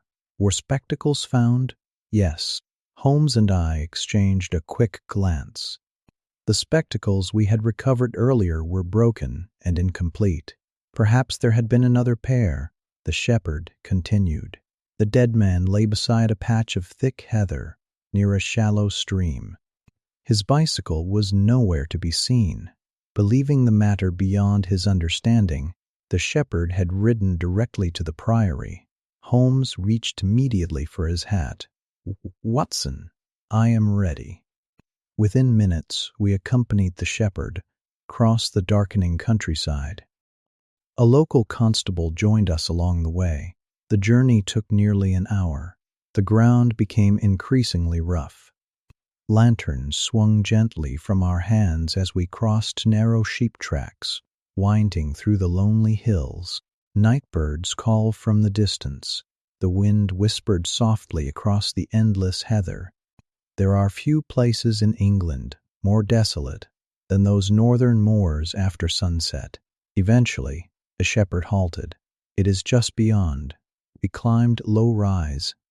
The lantern light revealed a small hollow sheltered by scattered rocks.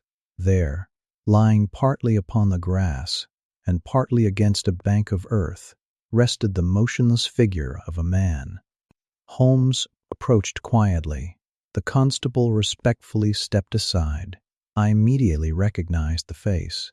Despite the injuries, there could be little doubt it was Herr Heidegger. The German master had been found at last. His body lay upon its side. His clothing was torn and heavily stained with mud.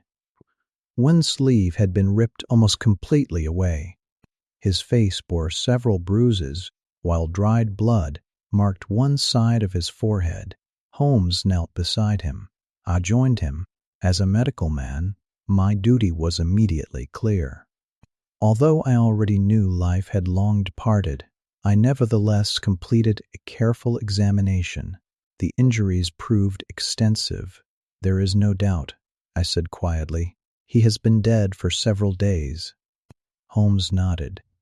"The same length of time as the disappearance, approximately." The constable looked troubled. "You believe he was murdered?"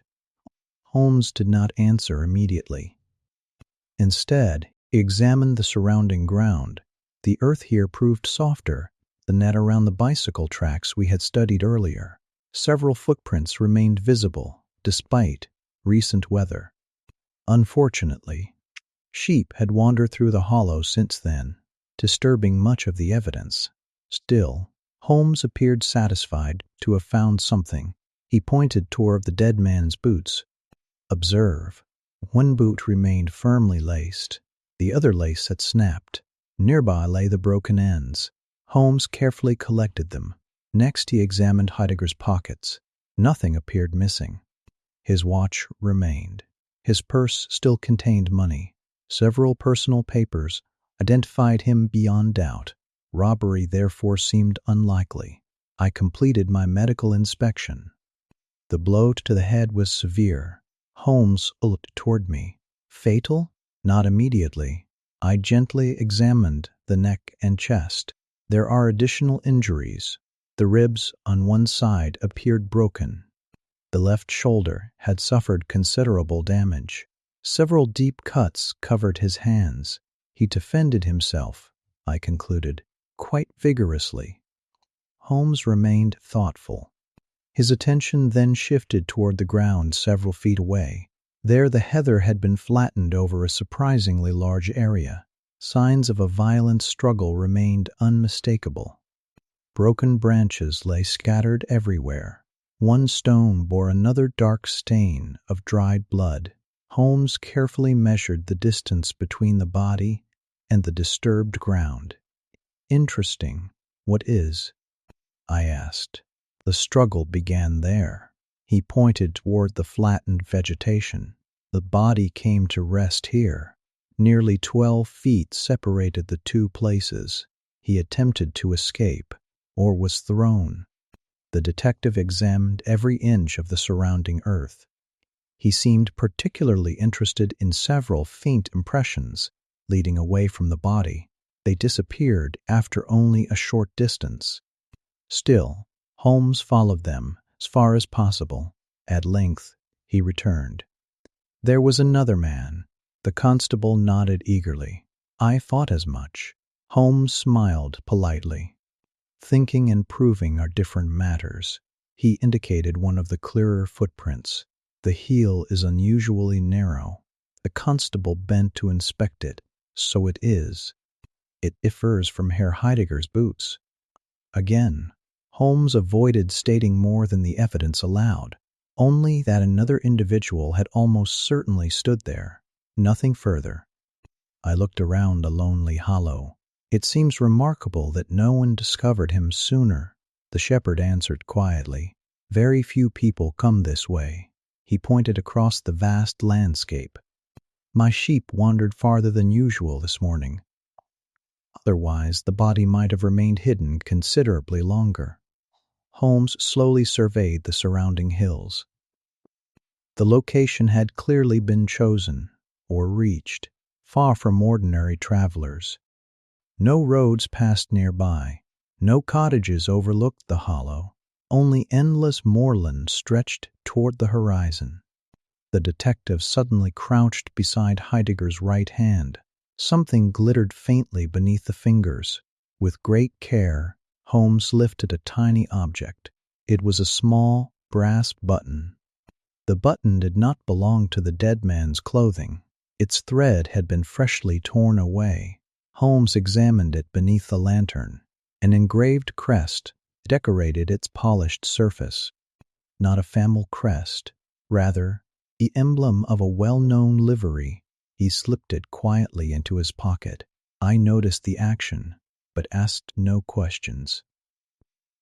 Experience had taught me that Holmes preferred to reveal such discoveries only after careful consideration. The constable ordered several men to carry the body back towards the village. Before leaving, Holmes spent another 15 minutes searching the hollow. He found nothing further, yet his expression suggested that the investigation had taken a decisive turn. As we began the long walk back across the moor, I finally asked what occupied his thoughts. Herr Heidegger, what about him? He was not fleeing. I looked at him in surprise. The bicycle, the struggle, the direction. Holmes shook his head slowly. Everything suggests pursuit. You mean he was chasing someone? That appears far more likely. The idea startled me. For days, everyone had assumed that Herr Heidegger had kidnapped Lord Saltire. Now Holmes proposed the exact opposite. The German master might have been trying to rescue the missing boy. If that were true, the entire investigation would need to begin again. The moon rose slowly above the distant hills, casting silver light across the endless moor. Far behind us, men carried the body of the unfortunate schoolmaster toward the village. Far ahead lay the warmly lighted windows of the Priory School. Between those two places stretched a mystery more complicated than ever, and Holmes, though still withholding his conclusions, had begun to see a pattern invisible to everyone else. The next clue would not come from the lonely moor. It would come from a man much closer to the Duke than anyone had yet dared to suspect. We returned to the Priory School well after nightfall. The long walk across the moor had left us both weary, yet I noticed that Holmes showed no sign of fatigue. On the contrary, the discovery of Herr Heidegger's body had sharpened his concentration. He walked with long, purposeful strides, his eyes fixed upon the ground before him, as though continuing an invisible conversation with the evidence. Dr. Huxtable met us in the entrance hall. One glance at our faces told him everything. The German master? Holmes inclined his head. He is dead. The poor headmaster closed his eyes for a moment. The news struck him deeply. Herr Heidegger had served faithfully at the school for several years. Though reserved by nature, he had been respected by both staff and pupils. This dreadful business grows worse every hour. Huxtable murmured. Holmes placed a reassuring hand upon the man's shoulder. It grows clearer as well. Those simple words caught my attention. Clearer. It was the first hopeful remark Holmes had made since we arrived in Yorkshire. A fire burned quietly in the grate, while rain began tapping gently against the windows. Holmes spread the district map across the table once again. Beside it, he carefully arranged every important clue collected so far. Herr Heidegger's broken spectacles, the brass button recovered near the body, several sketches Holmes had drawn of the bicycle tracks. His notebook lay open beside them. He studied everything in silence. At length I spoke. "You believe Herr Heidegger was innocent?" Holmes looked up. "I do. Entirely?" As far as the abduction's concerned, that answer surprised me less than it would have earlier in the investigation. The evidence had gradually led us toward the same conclusion. "He left the school willingly," Holmes continued, "but not with Lord Saltire. I considered the facts. The bicycle, exactly. He rode alone." Holmes nodded. "A man traveling with a frightened child leaves different traces." He pointed toward one of his sketches. There were no smaller footprints beside the bicycle. No second bicycle. No evidence that the boy traveled with him. I leaned back thoughtfully. Then why did Heidegger leave? Holmes folded his hands. Because he saw someone else. The explanation immediately seemed possible. He witnessed the true abductor, I believe so. Holmes spoke calmly, as though describing something almost obvious. He looked from his window. He saw Lord Saltire leaving, or being led away, and followed immediately. I recalled the German master's room, his shirt left behind, his socks abandoned, the hurried descent from the window. Everything suggested sudden action. He had no time to dress properly, I observed. Precisely. He simply seized his bicycle and gave chase. The sequence now appeared remarkably natural. Holmes continued. Unfortunately for Herr Heidegger, he caught the wrong people. The words sent a chill through me. You believe they killed him? I do. For pursuing them? For discovering too much. The room fell silent. The tragedy suddenly seemed even greater. The quiet schoolmaster had attempted to rescue a child and had paid with his life. Holmes next lifted the small brass button from the table. He turned it beneath the lamplight. It interests me greatly. The crest? Yes.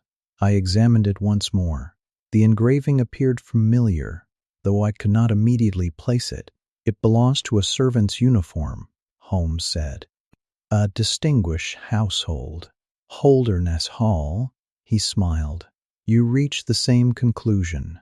The realization startled me. You mean someone from the Duke's estate was present? I think it highly probable, but surely, Holmes gently raised one hand. We must avoid accusing anyone prematurely. He always insisted upon the same discipline. Facts first, conclusions afterward. Still, the button undeniably connected the lonely hollow with the great house upon the hill. Fresh sunlight sparkled upon its relief. Holmes wished to revisit the place where Herr Heidegger had died before the police disturbed the remaining evidence. We left immediately after breakfast. The rain had unexpectedly improved conditions. Soft patches of earth now preserved impressions far more clearly than before. When we reached the hollow, Holmes began searching once again. Within only a few minutes he gave a quiet exclamation. There, fresh moisture had revealed something previously invisible. A series of hoofprints crossed the damp ground. Not one horse, two. They approached from different directions. Holmes measured each carefully. The larger animal, he pointed toward one trail, an ordinary riding horse. Then he examined the second, the smaller. A pony? Very nearly, he smiled. Large enough for a child. I suddenly understood. Lord Saltire. It would fit. The hoofprints converged near the place where Heidegger's body had later been found. Afterward, only one horse departed. The smaller animal's trail disappeared completely. Holmes remained crouching beside the tracks. This is valuable. You think the boy rode a pony? I think someone intended him to. The distinction once again reflected Holmes's careful reasoning. He never confused observation with certainty. From the hollow, we followed the surviving horse's trail across the moor. The task proved surprisingly easy after the rain. The animal had traveled at considerable speed. Occasionally, the hoofprints cut deeply into the softened ground. The trail continued toward the southeast, not toward France, not toward any railway, toward Holdernesse Hall. My surprise must have shone upon my face. Holmes glanced at me. You see? I do. The horse traveled directly toward the Duke's estate. It did. We continued following the trail for nearly 2 miles. Eventually, it reached a broad lane bordered by ancient oak trees. There, the ground hardened, and the hoofprints disappeared completely. Only one feature remained remarkable. The lane entered the extensive woods belonging to Holdernesse Hall. Holmes stood quietly for several moments. He seemed less excited than thoughtful. The circle grows smaller. It certainly does. The truth now lies somewhere between the hall and the school. I could not disagree. Every important clue appeared to return toward the Duke's estate. Yet Holmes still refused to accuse anyone. He preferred certainty, nothing less. As we turned back, a mounted messenger approached rapidly from the direction of the hall. Recognizing Holmes, he reined in his horse. A telegram for Mr. Sherlock Holmes. Holmes accepted the envelope. He opened it immediately. The message proved brief. James Wilder requested an urgent private meeting. No explanation followed, only that place and time. Small hunting lodge on the edge of the Holdernesse woods that afternoon.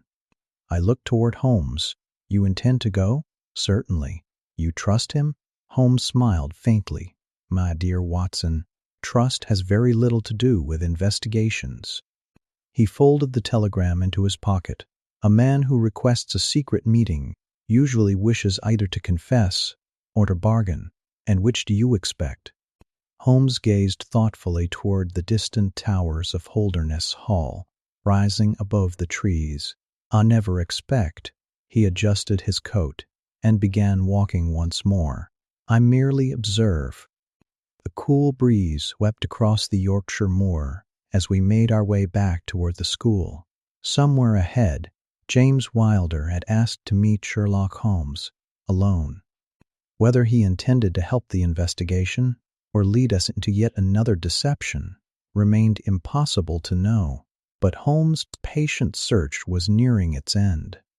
For the first time since arriving in Yorkshire, every path seemed to point toward the same destination, and toward the man who knew far more than he had ever admitted.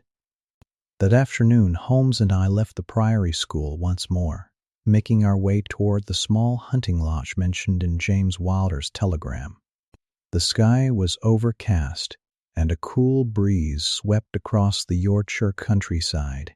Above the moor, dark clouds drifted slowly, casting long shadows over the rolling hills. Neither of us spoke much during the journey. Holmes walked with his usual calm confidence, though I knew his thoughts were racing. The clues collected over the previous days had finally begun to fit together. Herr Heidegger had not kidnapped Lord Saltire. He had pursued him. The mysterious second cyclist had been involved from the beginning. The brass button connected the crime to Holdernesse Hall. The horse tracks pointed toward the Duke's estate. Everything now revolved around the same small circle of people. Yet one question still remained unanswered. Why? Hunting Lodge stood lone beside the woods.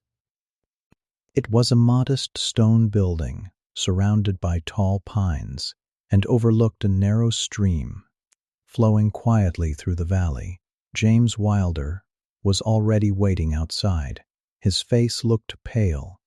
The confidence he had displayed during our earlier meetings had vanished completely.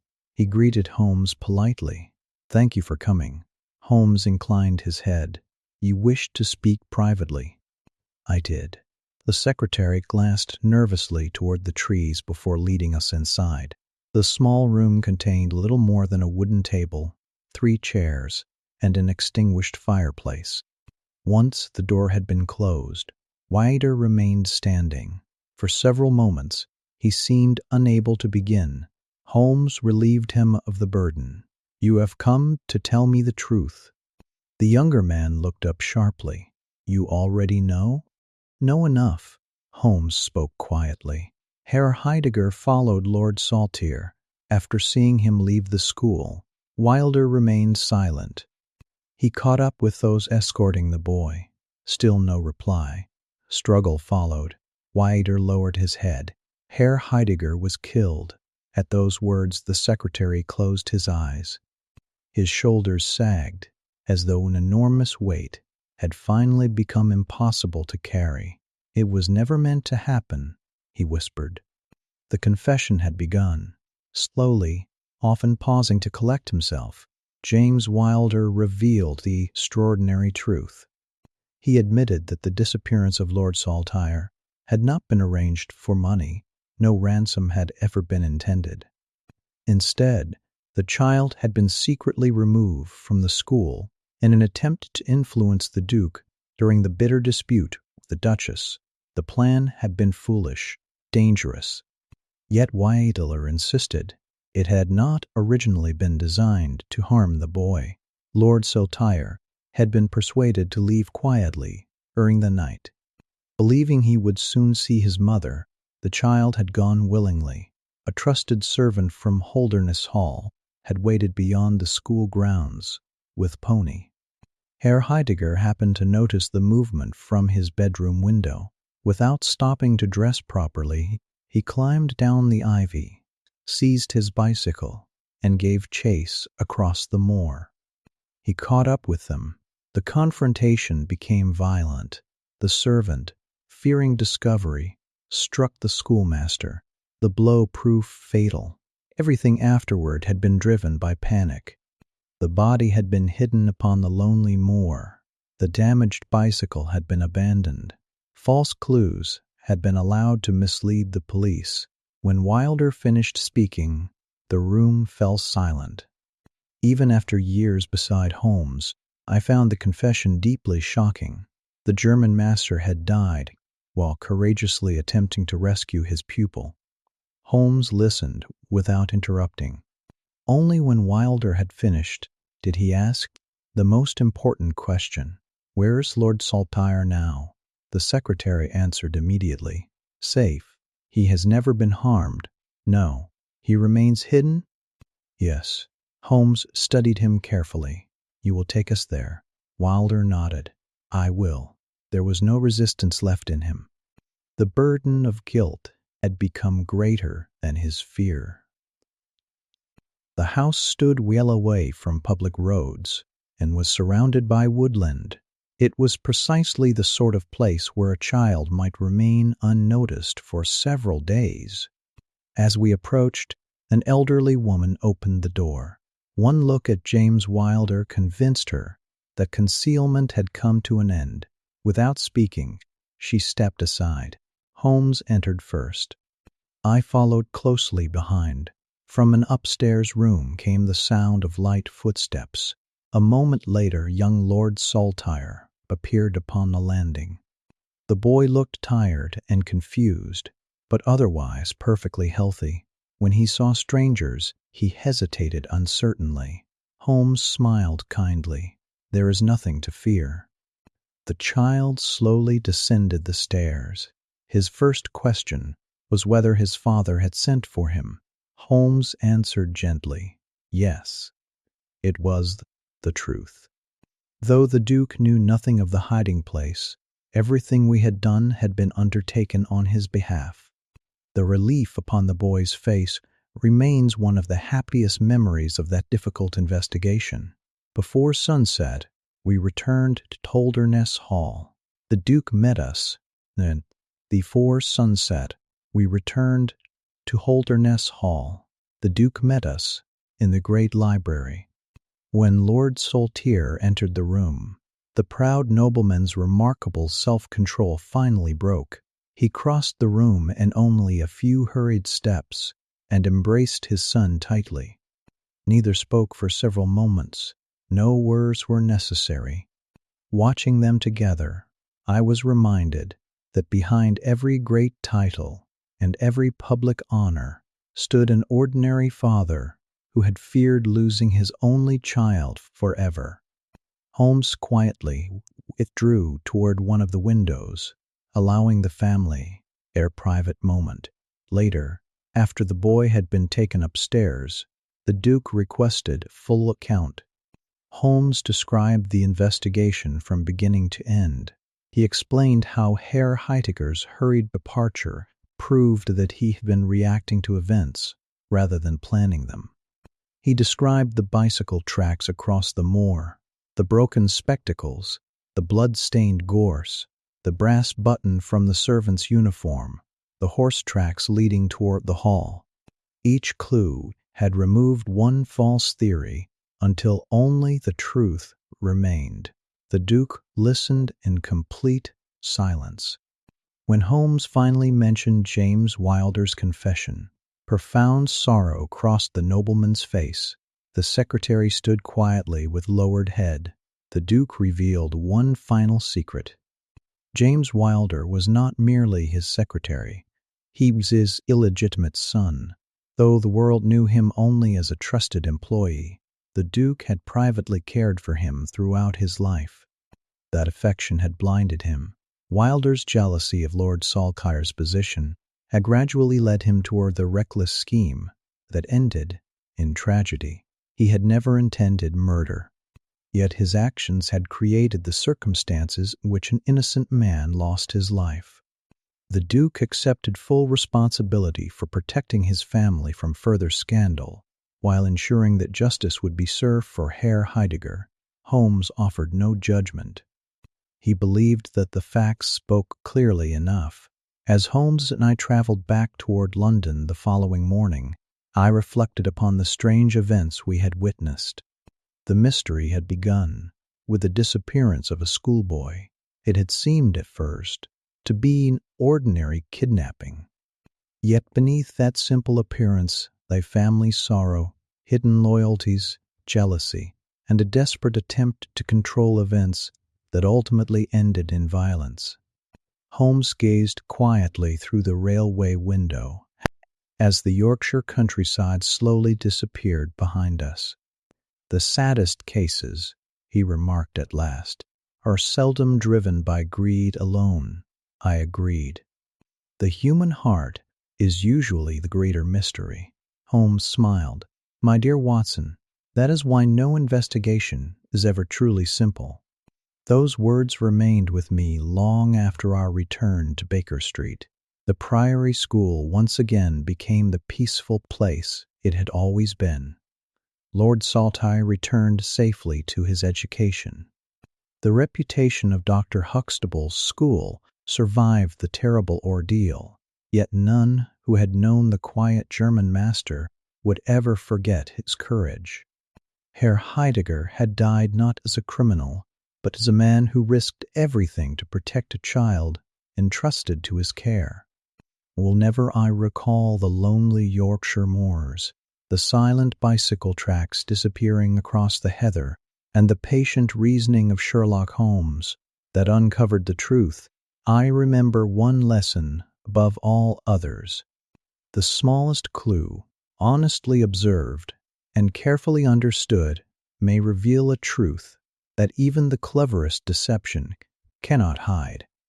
And so ended another remarkable adventure with my friend Sherlock Holmes, an investigation that reminded me once again that justice often depends not upon dramatic discoveries, but upon the quiet patience to follow every fact wherever it may lead. Until we meet again, my dear friend, good night.